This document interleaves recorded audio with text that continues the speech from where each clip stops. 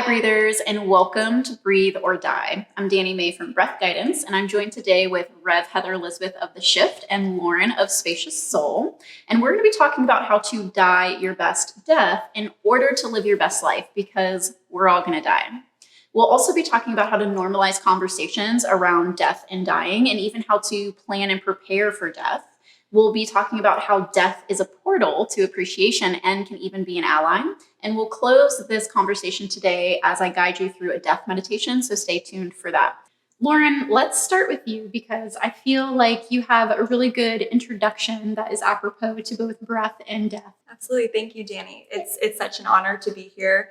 My name is Lauren, and I am the founder of Spacious Soul. My experience with death and dying, I have been in the healthcare field for over 10 years. I began as a hospice volunteer and then worked as a nurse in the ICU, and currently I'm a nurse anesthetist. I just became an end-of-life doula, and I have a huge passion of helping people to have the difficult conversations around death and dying. I witnessed it so much as a nurse, especially, that so many people were unprepared and did not have difficult conversations at the end of life. And it just made for a very difficult time to be even more challenging. And people were tending to get caught up in the guilt, the shame, the fear, all the things instead of being present with their loved ones. So my intention with this conversation, which we will get into later, is to just really talk about the importance of having difficult conversations and maybe being a little prepared. We prepare for every event in our life. And so, why not prepare for death and dying and doing a radical act of kindness to you and your loved ones by sharing your wishes. So I'm very passionate about end-of-life planning. And as a nurse, witnessing so many people that did not get to have these conversations and did not get to be prepared, it is a huge passion of mine to continue to do this work. So I'll pass it to Heather. Amen. So beautiful. So my name is Rev Heather Elizabeth, and I currently run The Shift on Instagram and Substack. And what I really love to do most is help people find the truth of who they are and their most authentic self. And how I do that is I guide people into their inner body. So before we go a little bit deeper into the conversation, let's go a little deeper into the body. So get really comfortable. If you need to uncross the legs, maybe let the shoulders relax. And we're going to do this to start to access and open up the wisdom body. Really throw out the mind, throw out the thoughts, and start to access that deeper truth. So whenever you're ready, if it feels right for you, go ahead and gently shut your eyes. And start breathing into the belly as slow as you feel like. Letting that belly open up on the inhale like a Buddha belly, and letting it fall on the exhale. Really putting a little bit of focus into your heart. And if it helps, putting your hands there. And really getting present with what is going on in your inner body. Is there anything you need to pay attention to, let go of before you allow yourself to get transfixed with a deeper truth about who you are, and the deepest truth about the fact that you're going to die and that everyone you love is going to die too. On your next inhale, naturally, slowly fill up the belly. Drag all the oxygen into the body as much as you can, as gently as you can. And whenever you're ready, let it go with a gentle sigh out of the mouth.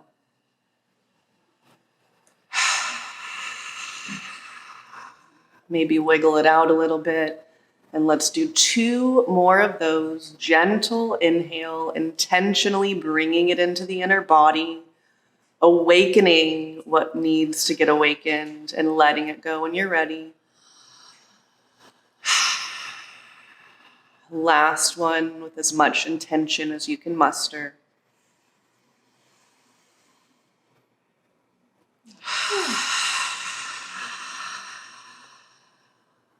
And while you flutter your eyes open, let a gentle smile come back over your whole body. That was so good. Thank you. So good. I'm like so zen now. I'm like, all right, I'm going to take a nap here. We're ready. We're ready to go. It's funny because it reminds me of like when you go to sleep. I don't know if you guys all have ever had sleep paralysis. Where Sean gets it all the time. it's horrible. So it makes me afraid because it feels like you're dying or you're almost going to die. And that just made me think of like where there is peace, where you fall asleep and you shift into this state in the same way that I can only imagine like when you transition and you're like, oh, I'm going into death. Absolutely. Going into this. Yeah. So it's neat how breathing, visualization, meditation, all of this, just getting into the body is like, oh, wait a minute.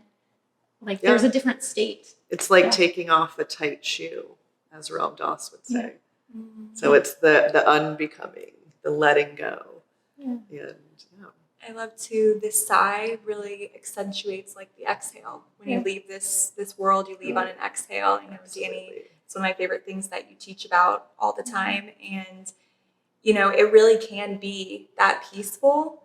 In my experience watching people pass and taking their last breath, there's always this feeling that they are okay, that they're at peace. No matter if it was a beautiful death or a difficult death, as soon as that last exhale leaves their body, it's immediately like, it's the sigh for everyone. And it's the families and the loved ones where you realize the work is where the work's needed. When someone you love dies and if you happen to witness that last breath, at least for me, the first time it happened to me, it completely changed my life. And then I've had the privilege to witness a few other loved ones' last breath. All of those scenarios was difficult, but it was more like an easeful last breath, where you do hear sometimes like with people who are taking a little longer to pass or like the death rattle or those kinds of things. Like, can you talk a little bit about that in the sense of not just the experience of the person who's dying, their experience of having that last breath? Because again, I know a lot of people, if they're in a hospital setting or on morphine, they're not totally lucid, but the loved ones who are sitting there watching those pauses, that rattle, that, of transition. Yeah. Is there anything you can touch on that? Yes. I've had two scenarios that come to mind when you ask that question of two different patients who had throat cancer. So it was a very gruesome looking death because as soon as we removed the breathing tube, as soon as we did what we needed to do. Of course, they were on morphine and had comfort measures that they wanted. And if they didn't want that, that's okay too. But in two of these situations, you had one family that they didn't want to talk about anything. They did not want to accept that this was the reality. And they just didn't want to believe that this is what was occurring. And then you had another family where, of course, they're sad. Of course, they're incredibly distraught and afraid and still all the same emotions, right? But they had the conversations and they knew that their loved one was like, absolutely not. I do not want to, no matter how I look when I'm dying, I don't want you to save me. I believe that this is what's meant to be. Like there was that faith and that trust. To see these two examples and to see how they still have the grief, of course, and the sorrow afterwards and witnessing, in that event, the tumor closes in on the throat. And so it is very, very violent looking. It can be, not always, but it can be. But we prepare the families. We let them know all of the what ifs if they want to know that. Some people don't, right? Some people just want to maybe either stay outside or they want to come into the room. They want to know everything they can, or they don't want to know anything at all and just see what happens. So really it's before we do these things where we withdraw care, where we make these decisions, we make sure, I personally make sure that the family wants to, if they want to know anything, if there's anything that I can help them with. And in these two situations, to see how immediately when that person passed, the one who had the conversations and she was so much more prepared. Of course it didn't make it easier, but she was accepting. Whereas the other family, there was a lot of trauma, a lot of despair in the situation. When you don't want to acknowledge something, right? Like it makes it harder when that something happens, in the sense that like if you're having a conversation of like a parent to a child or a spouse or, you know, and like we're all going to experience it at one point or another, whether when it's our own, because that is a definite, and then whoever it is that we love is going to be passing.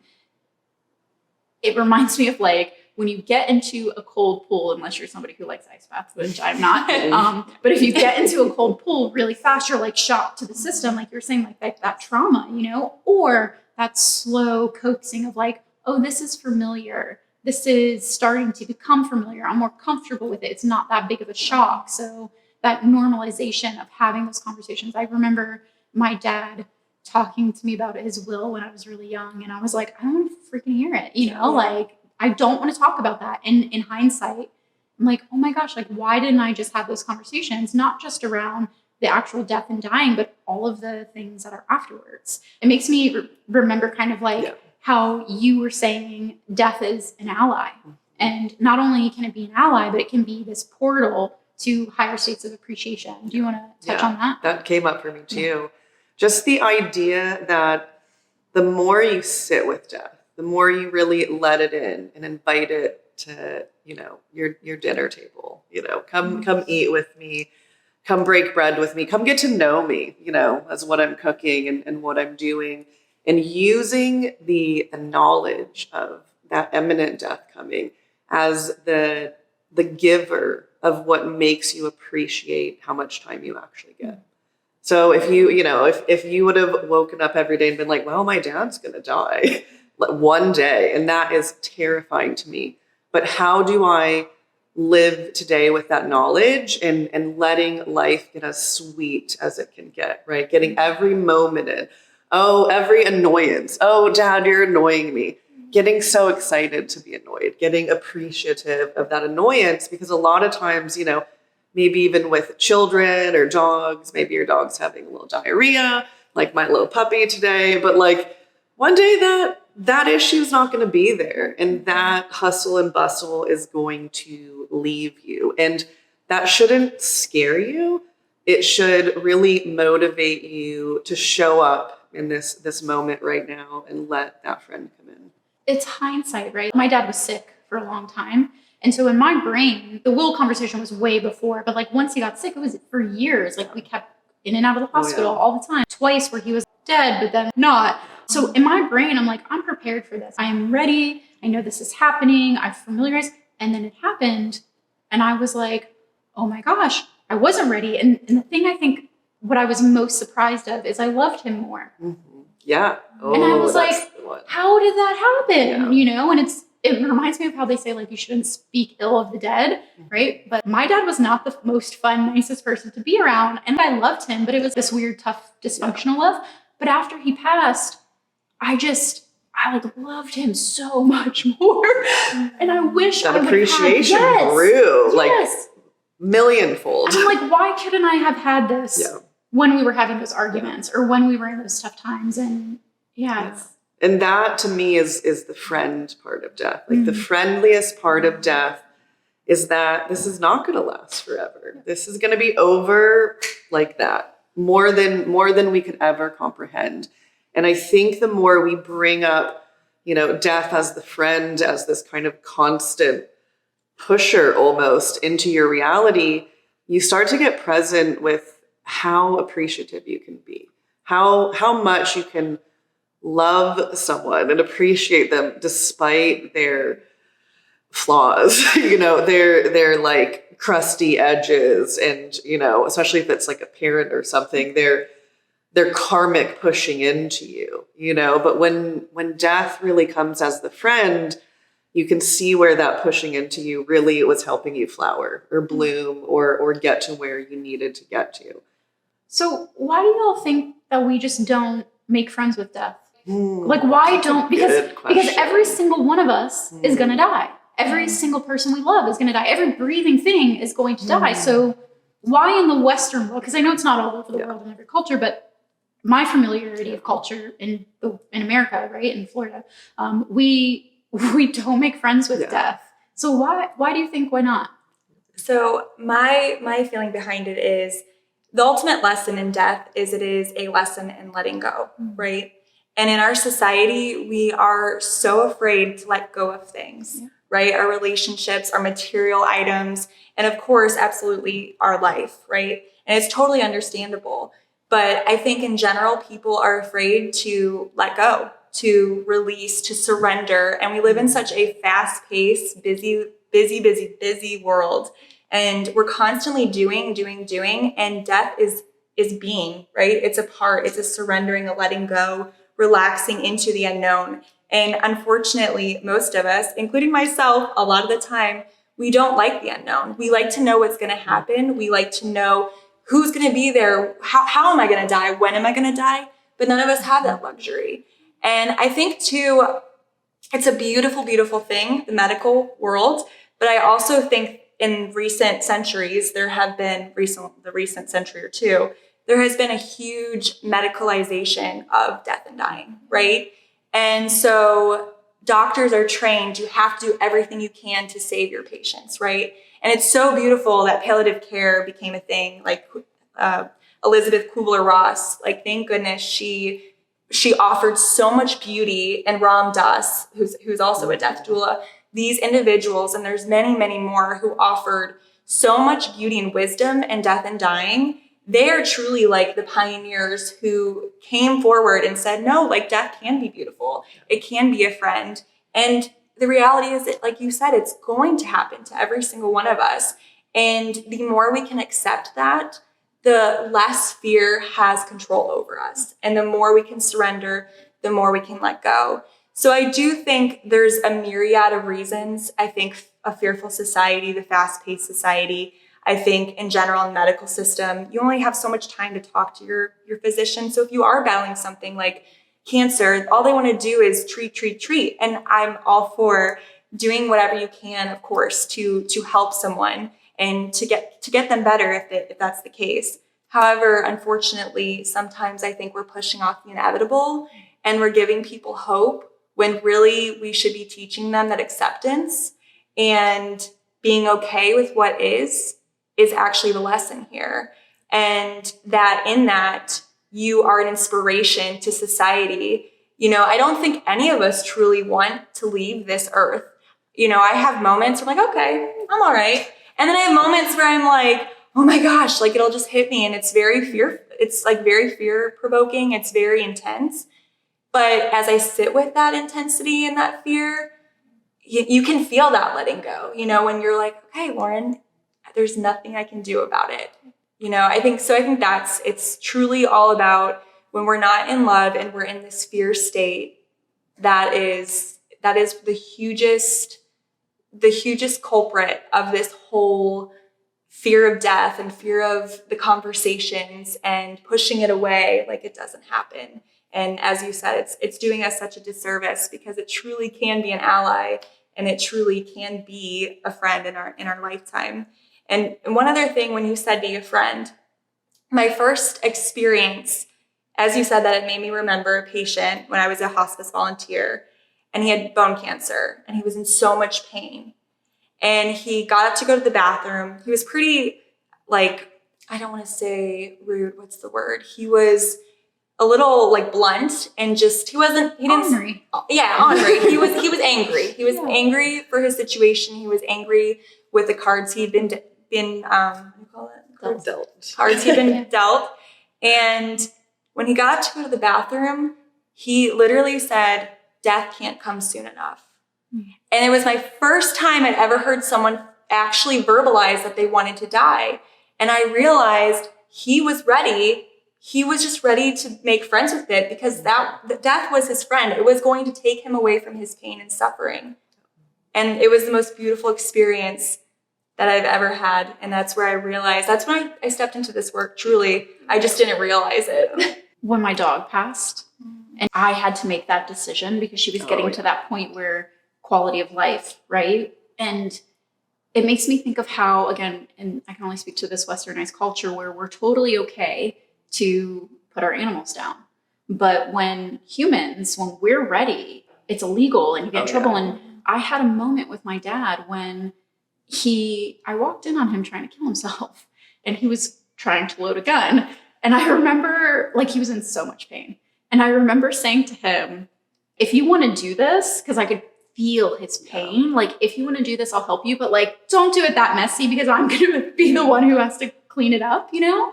But it makes me think of a couple of things. One, why is it that we give that grace and that allowance when the animals let us know that they're ready? Without words, they let us know. But when a human literally says, like, hey, please put me out of my misery, I'm done, I'm ready, we don't. And then also the difference between the three types of people, the type of person like me and my grandpa who are like, we're going to live forever. We are going to make it all the way to as far as we can. The people like my grandma who are like, I'm just, when it comes, I'm ready. And the third group of people who are suicidal. And I think that that's actually something to touch on, where I feel like you could speak to, because it's such a taboo topic and we don't want to get in trouble about it. We, as the person who's maybe experiencing suicidal ideations, or if somebody says that to us, we're like, we don't know what to say, especially if you're not a licensed psychologist or psychiatrist. So do you want to maybe touch on that? And I want to try to like tune those together with like, why can't we like accept death and make friends with it? And I think we are really afraid of change, and death will change you in the deepest karmic ways. And I think we know that with that change is going to come a lot of sadness and grief.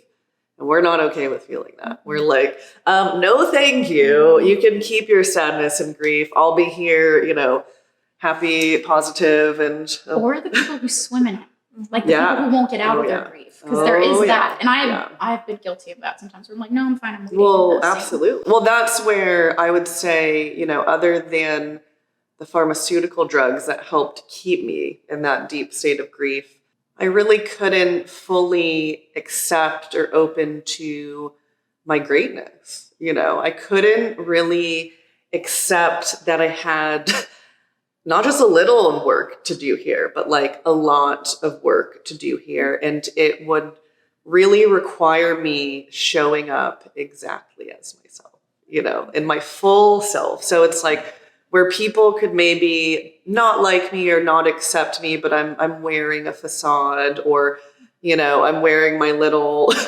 white girl hat of wherever I'm expressing, and everyone just stereotypically taking me in as that.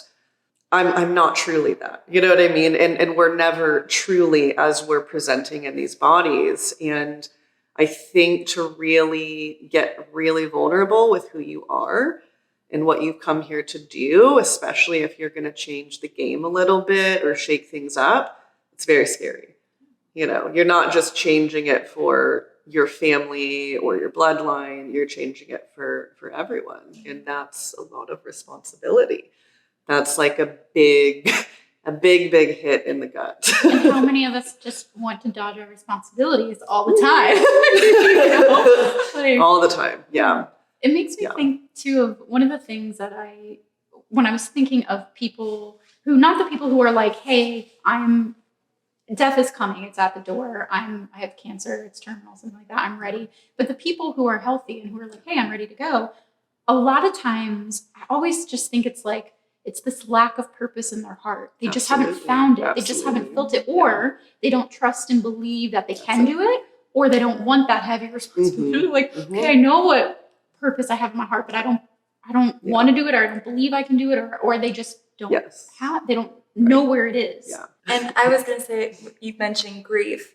I truly believe that unprocessed grief is the cause to all of suffering on this planet, right? Like grief, loss of religions, loss of our countries, loss of friendships, loss of our loved ones. And we don't express it in a way because, again, our society or the world we live in kind of says, be tough, you know, or just brush off. How long is it going to take you to get over this? The reality is that the loss of anything, not even just the life of a loved one, of a pet, the loss of a job, the loss of a marriage, the loss of literally, it could be your favorite stuffed animal from when you were a kid. I was devastated when my mom threw my teddy bear away many years ago, you know, and I think about it still to this day, every so often. Like, it could be the littlest thing. And if we do not process these the little things, of course, sure, maybe they take less time to process, or maybe they don't. But these big things, we just keep putting it down, down, down, and then we get blocked. And I think that's a huge reason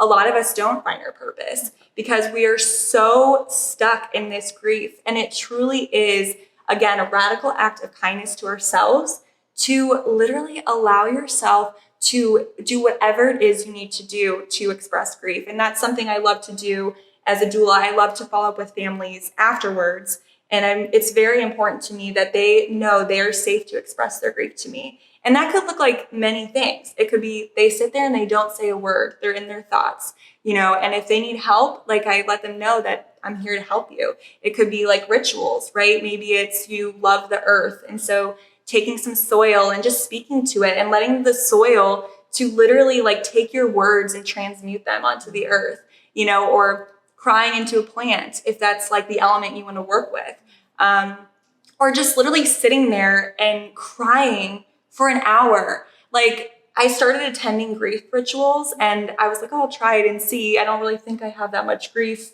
right? And it's amazing. 1 hour, once a month, we would meet. And to be able to literally process my grief in my own way with hundreds of other people in this space, I think to date, minus the breath, it is truly one of the most profound things I've allowed myself to do. And so I think grief processing and allowing yourself, after a loved one passes, I mean, that's the other thing, right? You're lucky to get I think it's 3 days of like bereavement, and then you have to go back to work. With an animal, you don't get anything usually, although I would take a month off for my girl. And that's just not okay. We need to normalize that. If you need time to literally just sit with whatever it is that's coming up for you, all of those emotions, all of those things, it's okay. And you are allowed to have that time. It truly will make humanity, I think world peace is possible if every single one of us can express grief and all of the shit that comes along with it. Yeah. Well, because you're processing it. The one thing that I learned at a very young age was my best friend, and it was my boyfriend at the time, like that first true love, Mm-hmm. and his mom died. And I was actually the one who was in the room when she took her last breath. My boyfriend at the time, he didn't process it. So I wanted to talk about it. I was heartbroken. I could only imagine how heartbroken he was. And I remember watching him just hold it all in, because it said that like what we don't know, we fear, and what we fear, we protect ourselves from, right? So he's in this full protection mode of like, doesn't want to be seen weak or crying, or doesn't really, I think, understand the whole effect of what it was having, because we were 21 and he was losing his mom, and single mom. So like didn't have a dad in his life or anything like that. So that's his rock, his pillar. And I totally remember saying to myself, when I get that heartbroken, I'm going to allow myself to grieve, because it calloused him and it made him so cold when we broke up. And like, again, everybody grieves differently, but I can't tell you how significant it was to watch someone not process grief. And so when my dad died, I was in a fog for like a year, which I think for me in hindsight was like maybe a little too long. But I remember saying, I don't care what friends I lose. I don't care if I lose my job. Like, I'm going to process it so that I don't carry deeper wounds with me throughout the rest of my life, but also so I don't become hard and calloused. And when Correa, my dog, died, I built a garden around her grave, because we buried her in the backyard. And it made me think, I remember, because I actually went to a death doula and I was like, I can't process this. This is like my soul baby. Like, what do I do? I'm like, I was at her grave for so long the first day that my partner was like, I thought you were going to dig her up. Like, it was that bad. And he was like, you should really just like try to beautify the pain. Yeah. And I was like, I'll build a garden and that. So that actually did help, because I felt like I could do something with my grief, because I think we don't know what to do with it. And I do want to say to that too, that's all so beautiful. And I do want to also normalize that it's okay if it does take people a long time to grieve. And some people do need that silence. They're more introverted. I'm an extrovert. I'm like, I need to talk about this. I need to express this, or else I know it'll just tear me apart. And it won't be good for anyone around me, for sure not myself. But I do want to normalize that it is okay that it takes as long as it takes. It truly, honestly, I hate when people subscribe to like, oh, it'll take this long or whatever. Healing is not linear. It is truly, I'm convinced at this point, it is a lifelong journey, lifelong, till the day you take your last breath. That grief of your father, the grief of Korea, the grief of anyone or anything that you have lost in your life will be there. And again, I think that kind of ties back to the beauty though, and the friendship in it, right? Because these are people, things that you truly know are within you. They are there, even though they may not be in the physical plane here and now, they're there. And that's where grief can also be a friend and an ally, death and grief. It can be such a beautiful gift in your life if you're willing to go into it safely in your own way, in your own time, and just see it for what it is and allow yourself to experience it. The thing that always helped me is when they said, your pain is a reflection of the love. Yeah, that's one of my favorites. So I'm like, oh, okay. Yeah, and also use breath work to let go of the emotions, right? We so much sadness. We have to go to work. We have to go do things. We're not crying enough. And we're not letting ourselves let the emotions out of the body. So they get stuck all over. And the only way to really get it out is breath work. That actually is a good segue I do want to touch on the point of pranayama. So when people, and if you don't know what pranayama is, it's like yogic breathing. It goes way deeper than that. But the point of pranayama is twofold, right? The first is life extension. And if you translate pranayama, some people will translate it as breath control, they'll translate it as something along those lines. But if you think of prana really not just as breath, because breath is life, right? And yama not just as control, but controlling something to be able to extend it, to manipulate it. Pranayama is really life extension because we're trying to control the respiratory rate, so we control the heart rate, so we can control all of the bodily functions, the nervous system, so that it's like taking really good care of your car, putting less miles on it, changing the tires, if something's going wrong, you fix it. And that's how we think of using breathing or breathing techniques and breath to extend our life. But the second point of pranayama is to prepare for an optimal death. And when I tell people that, they give me this and life is lived between two breaths, our first inhale and our last exhale. And you hear of babies coming into the world struggling to take their first breath. And it's been shown that there's emotional trauma. People are doing breath work and rebirthing styles to go back to this first moment coming out of the womb because the umbilical cord is wrapped around their throat or something like that, right? So not just struggling to take your first breath or maybe breaths in between, but if we struggle to take our last breath, I don't want to say it diminishes all the other breaths before it, right? But it's the grand finale. Yeah. This is the last breath you're ever going to take. Why not make it something that is beautiful and planned and purposeful, or at least prepared for, right? Because we can't always plan what, when, and where and how, but we can prepare to know, we are going to take a last breath. And when I meet that final breath, how am I going to meet it? Am I going to meet it with fear, rejection, denial, or can I meet it like that visitor, maybe like a mother-in-law or something?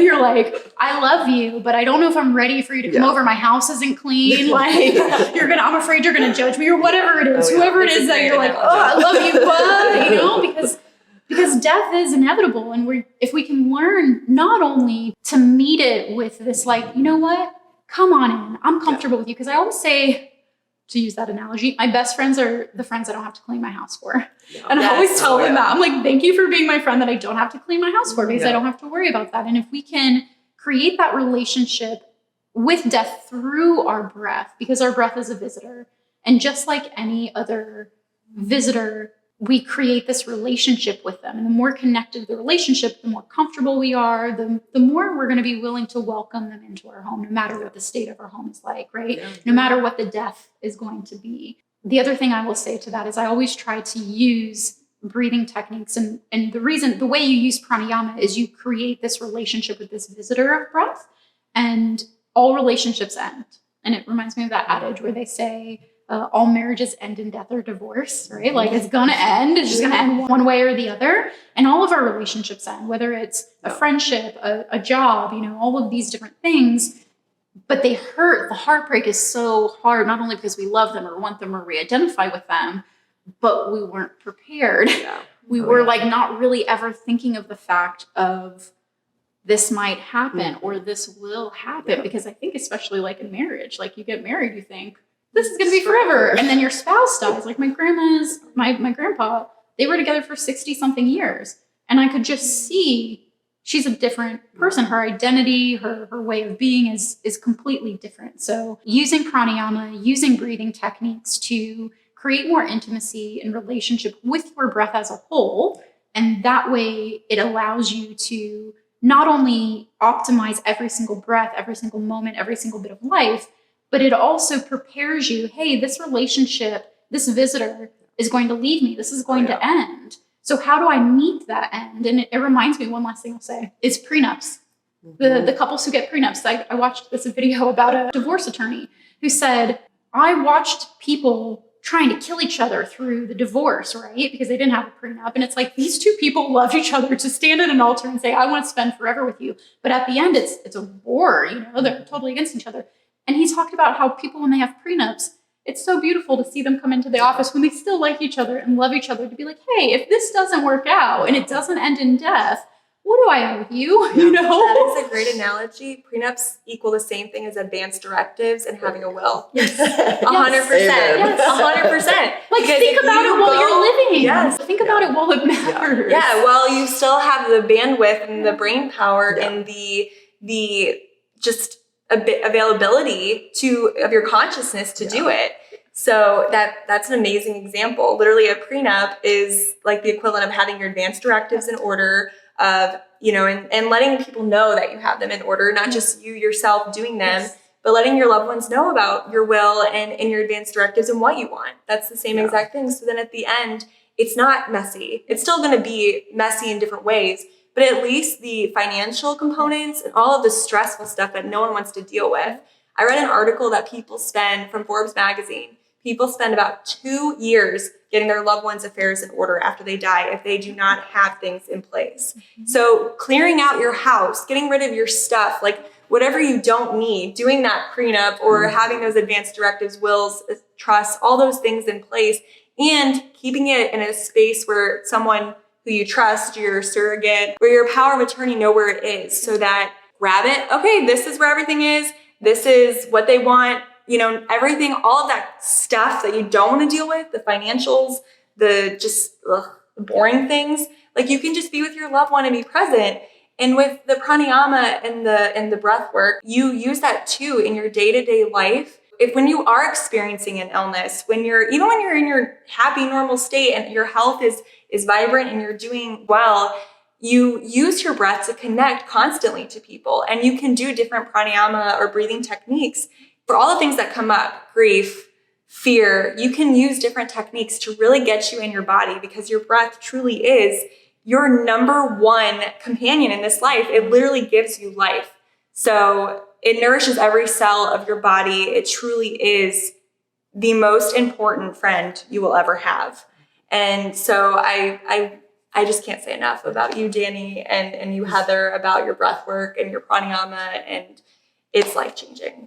It makes me think of like breathing techniques kind of as like the education that you acquire as you're building your prenup or your will or whatnot. Like not just, hey, this is how I can deal with these things, but also the after effects of like the loved one who needs to do that, and find tools to be able to educate yourself that you can do it. It is going to be okay. You're going to make it through in the best way possible. And the more emotionally regulated, the more emotionally clear you are. And that's not to diminish the ugly cry, because that is a breathing technique. Crying, laughing is a breathing technique. And it's good to get familiar even with that, to allow yourself of all of it to come through. I'm curious what you might have to say around how the breath can help. Well, just bouncing off of that, I don't even know if this is breath, but breath as like the prenup to life. Like whenever I meet someone new, like I'm pretty full on, friends and in that capacity. But when I have a new friend or a new client or student, I try to keep in my mind as much as possible that they're going to die. or our relationship is going to die. So it's like, maybe we'll get a year. You know what I mean? Maybe we'll get 20 years. Okay, I'm on board for that. But maybe we'll get like 2 weeks. Maybe we'll get like one special day. And when that idea of death, not just the literal death, but an ending of a friendship or relationship comes into the play, I'm getting goosebumps all over.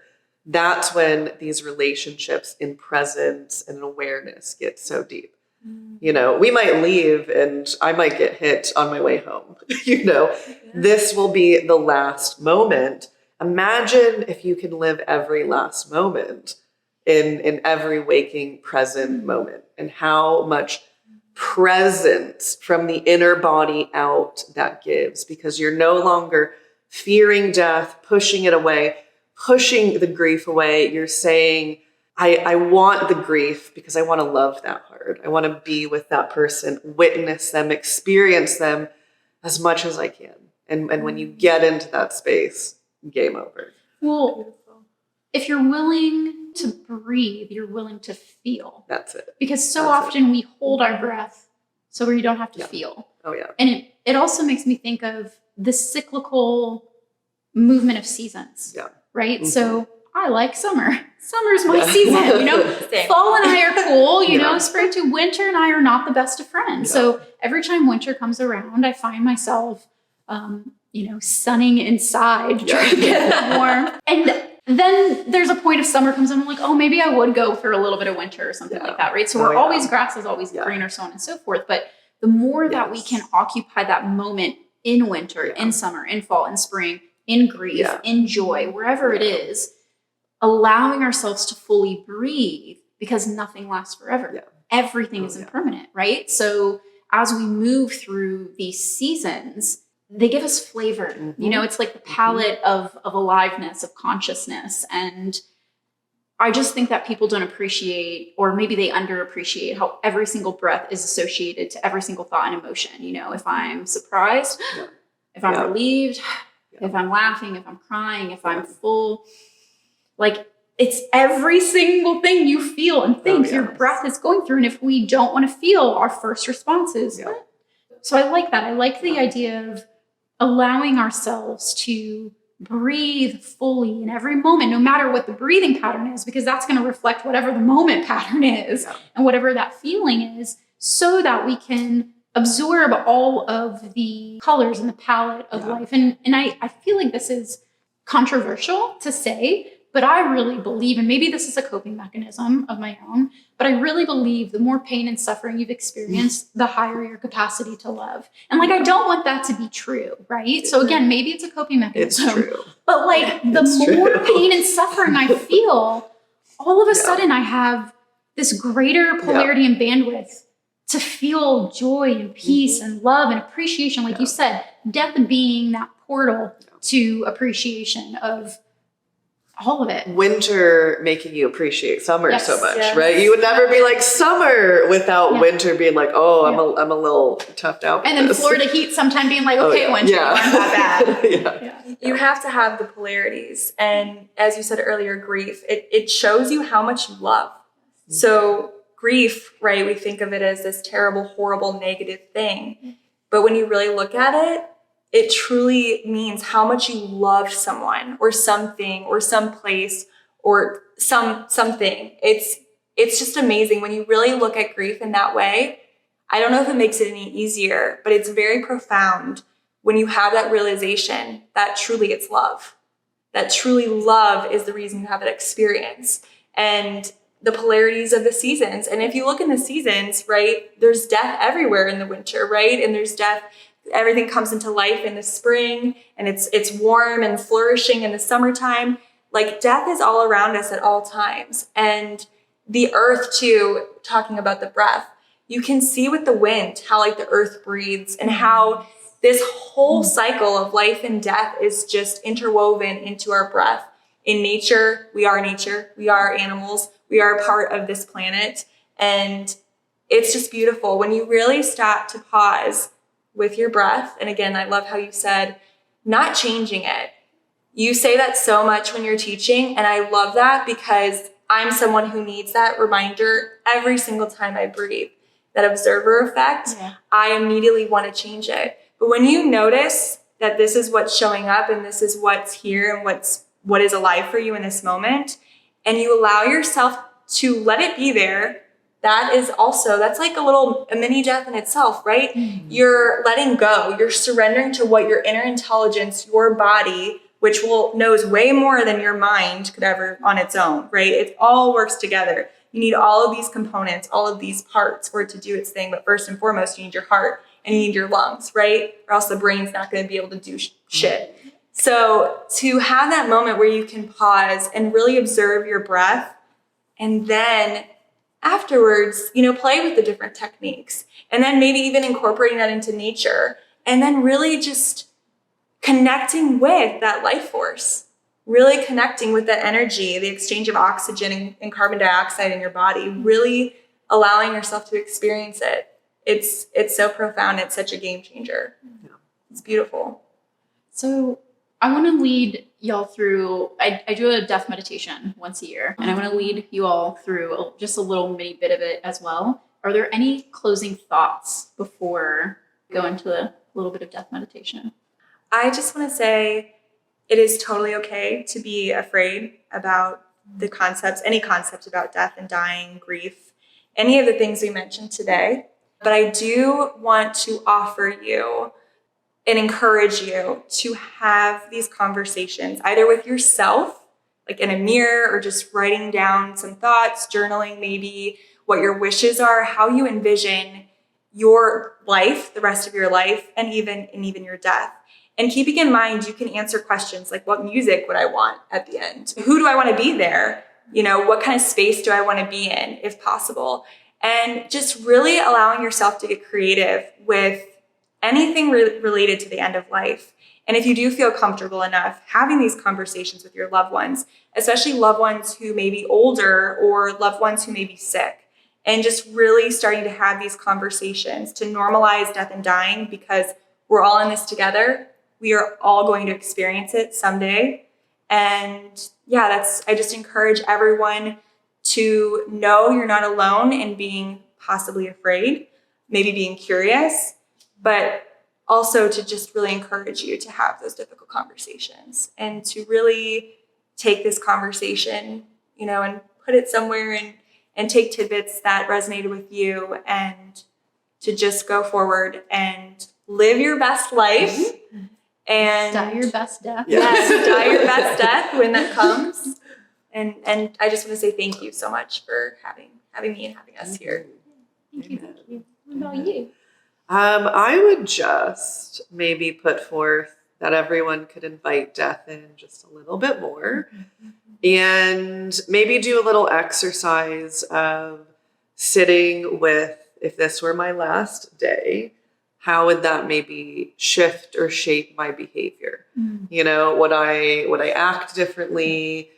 Would I speak differently? Would I think I have to get a lot of things in, or could I actually calm down, get in the present moment, and come into real alignment and acceptance with death as that really sacred teacher and portal to the deepest appreciation you can have of this life, because it's sometimes hard to do that, and it's hard to be reminded through all the turmoil and the struggles and all of that stuff. But when you can really let death be an ally and a friend, that's when I believe true presence starts coming in the body, and true embodiment can really hit, and your cells can turn on and you can feel it all.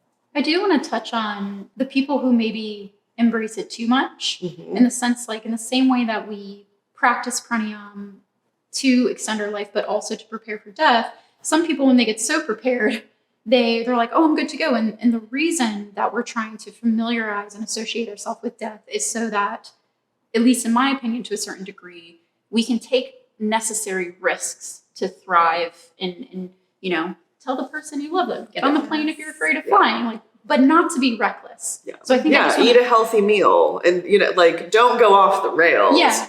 I use it as a tool of longevity. Yeah. Actually, it's like, not going and partying and beating up the body, but really keeping me in my best present state where my belly is not hurting because of what I ate or did. Because I think some people could say, I agree. I'm going to die tomorrow. Well, or today I'm going to go and do some reckless behavior, I agree And I can speak to that. I very much, being a nurse, I developed, I think, a lot of fears that were not mine. Truly, I've learned as I've peeled the onion on all these little layers, all these things.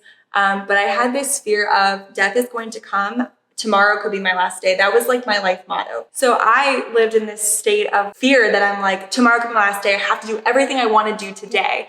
And I learned it's not about doing, it's about being. Yeah, that's the one. And it's about what's important to you and not like what's important to you here. It's like what's important to your heart and not to your heart. Like if you were my friend, it's my heart, right? It's like what I think a lot of us too, we're like, well, what do they think? Or what do they want? And no, it's about you. It's okay to be selfish in that way. And so, I totally know what you mean, because for years, I was stuck in that loop of like, tomorrow, I was convinced tomorrow is my last day and I had to do everything right here, right now. And now I've just embraced that, it's going to come and that's okay. And sometimes it's scary, sometimes it's not. And I'm okay if I didn't get everything that I wanted to do done. If I didn't say all the things I felt I needed to say. It's hard to think about, but I am okay. Like I trust the universe. I trust something greater than me, that anything left unsaid, anything left undone, it was meant to be that way. It's all perfectly imperfect. That's what life is, perfectly imperfect. And I would even recommend, because when you say that, it makes me think of I have reverse engineered my life, right? So I'm like, okay, if I die at 96, these are all the things I want to get done. Am I on track, right? But I might not die at that age. It might happen today, tomorrow. So even though I have big goals that I want to check off my life's list, what's one thing or one value or one characteristic or one goal that I can live every day that I can at least take a win in? So if it does come for me right in this next moment, I can be satisfied. No, I didn't do all those things, but I did live this way, or I did get to, so maybe having one thing that is very important to how you live and how you breathe and being able to exercise that easily and accessibly throughout every moment that you're living. Yeah. And I think death really invites this question, what kind of person do you want to be? Mm-hmm. Because it happens to me a lot when me and my husband will get in a little argument, and I'm being totally irrational because that's always the case. And he's just grounded and rooted and he's just, steady Eddie. His name's not Eddie, but he is a steady Eddie. And, in those moments, it's afterwards that I really think about it. And it's honestly almost often that I think of, if this was my last moment, is this the person that I want to be? Do I want to be? Now, I'm not saying it's not okay to have those moments of being irrational or being angry, because all of that has a place. But when you really, I think death really invites you to really analyze and really observe all of those moments where you felt like you could have done better. And it just invites you in the future to be that person you want to be. As Gandhi says, I know it's a cliche quote, but be the change you wish to see in the world. And I think death truly invites that for everyone. And so I offer that to you, to really think of the person you want to be and invite death and this conversation in as you think about that, because life is finite and you have so much time. Who do you want to be with that time? So I feel like that's a good segue into a little taste of death meditation. Yes. So I lead a death meditation once a year, and people always ask, what's a death meditation?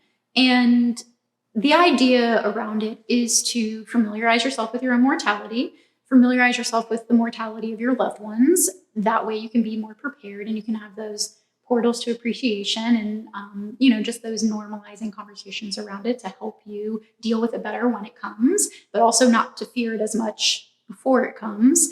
And we do a lot of breathing techniques with it, but also identity processing. So when we think of our attachments, and again, that change, that fear of change, we think of ourselves like, for me, I'm Dani Mae and breath guidance is my life's mission. Like I have all these identifying factors. I love to do this. I hate to do that. But when we go through the death meditation, we peel each of these layers back, because once you don't know who you are, you don't have a name, you don't have a certain look, you don't have an age, you don't have all these memories.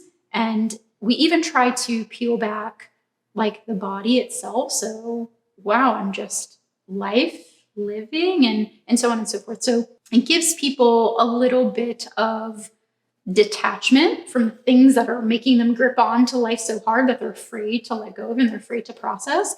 The little bit of death meditation I think I'll do here is just going through a really simple breath through the seasons so that you can feel how each sector and part of your breath, your inhalation, your retention, your exhalation, your suspension, can mimic those seasons of our lives, and how you even said like mini deaths or little deaths, whether you're losing a job or, you're moving, you're something like that. Or I just sold a business and I was like, oh, that was like a little death of like my whole identity in my life. And the only thing I want to say as a disclaimer is, if you are someone who happens to be pregnant, or if you are someone who has neurological issues or cardiac issues, when we're holding the breath, just allow yourself to kind of feel that moment of breath hold and that moment of retention on the in-breath and suspension on the exhalation, and then just move right back into the inhalations and the exhalations. So your seasons of summer and retention and your seasons of winter and suspension are going to be a little shorter, and that's okay. And if you have any questions before you do the death meditation, you can always pop them in the comments and I will do my best to answer them. So if y'all are ready, let's do a little death meditation. Okay. So just start to find a comfortable seat. And the idea is that you do want to get cozy, like really get like cozy.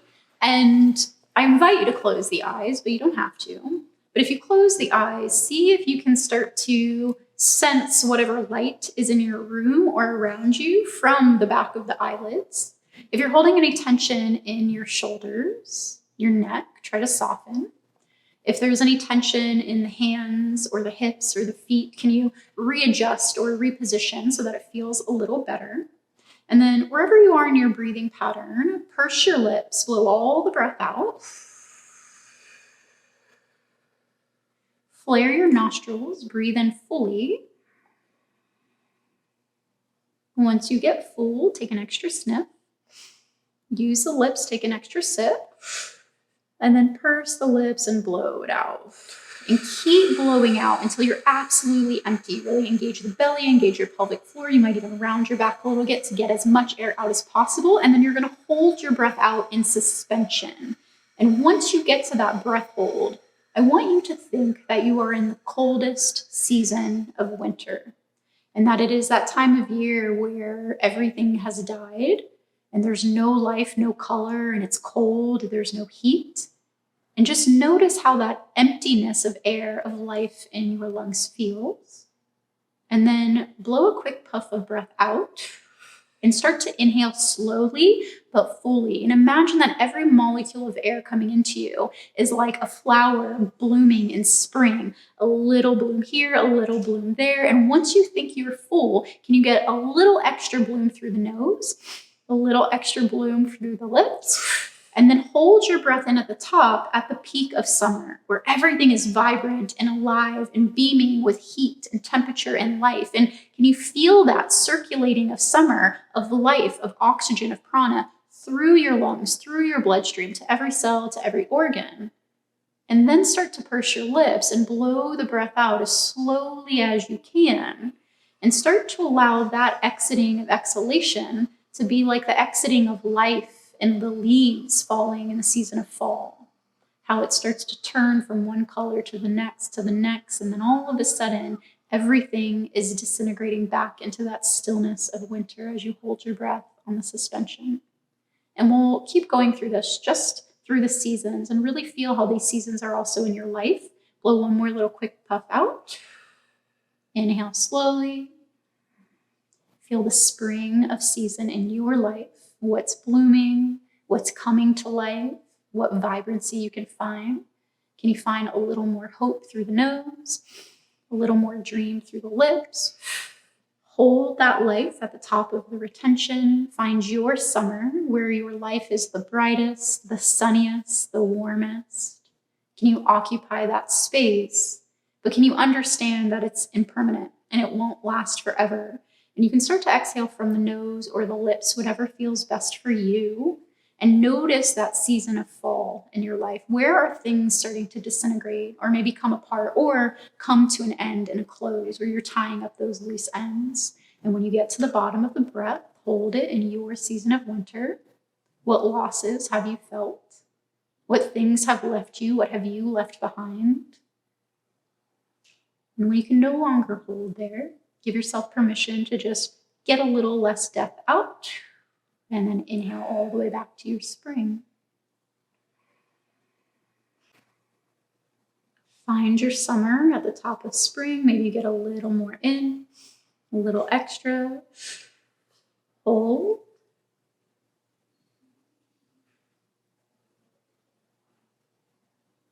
Start to find fall with the nose first, breathing out from nostrils.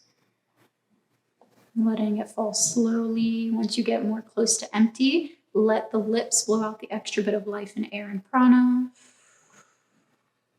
And last, hold in winter.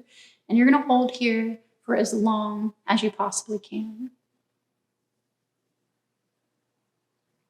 When you absolutely can no longer hold, give yourself that permission to bring the life back into the body, the breath back into the lungs. And then just give permission to your body to take a few natural breaths in and out through the nose. And then wherever you are, blow the rest of the breath out. Big, strong, deep breath in. Take a swallow at the top and a heavy sigh from the mouth. When you're ready, allow your eyes to blink open. Thank you for finding that little bit of meditation. And I hope that you can see that just a taste of what might be done in a death meditation doesn't have to be as scary. It can be familiar, like seasons, unless you live in Florida like us and we only have two or one. But giving yourself permission to go through all of those moments, the bad, the good, the in-between, the uncertain, the familiar, the dreams that come true and the ones that never come to fruition. Thank you for joining me in this first episode of Breathe or Die. This is my first time having a collaboration video. If you're on my channel, you know I'm usually solo giving you breathing techniques, but Heather and Lauren are two very special people to me. So I hope that you not only familiarize yourself with them in this talk, but you also find the links below in the description where you can find more of their goodness and beauty and the things that they offer. They have both taken my breath teacher certification, and it's so funny because when you go through my breath technique training or my breath teacher certification, it's not just this journey of becoming a breath teacher. It's really a journey of falling in love with your breath, of creating relationships and connections more than just the breathing techniques into the clients or the students or the patients you'll serve. So I hope that if this talk has supported you in some way and you want to learn more about your breath or how to teach it or how to apply it to other people, that you will go to breathguidance.com and check out my available trainings. And the last thing I would like to say is Breathe or Die is the title for my book that I have not announced or published yet. And when we sat down to do this talk, we knew we all had similarities in the scope of breath and death. And we really wanted to connect and talk with each other, but also to share our thoughts with you. And I knew the title for my book was always going to be Breathe or Die, but I know it won't come out probably for another year or two or three. And we were going to just call this How to Die Your Best Death in order to live your best life. And somehow, some way, we just felt like it was right to call it Breathe or Die. So I believe that not only is Breathe or Die going to be the title of my book that hopefully when it comes out you can find, but also a installation of more conversations and talks and guidance on the breath and how you can apply it to your life, and that first breath, all the breath in betweens, and even to your last breath. So thank you again for being here. It means so much to me. Thank you. Y'all know I love you with my whole heart and soul. And yeah, I hope to, have a conversation like this again in the future. Let's do it again Absolutely. sometime. And just more and more. And I hope that y'all will join us for that as well. Thanks so much. And die your best death. No. Die your best death. Die your best death. Yeah. Die your best death. Live your best life. Die your best death. Breathe your best breath. And breathe your best breath. Yes. Bye, breathers. Bye. Bye. Thank you.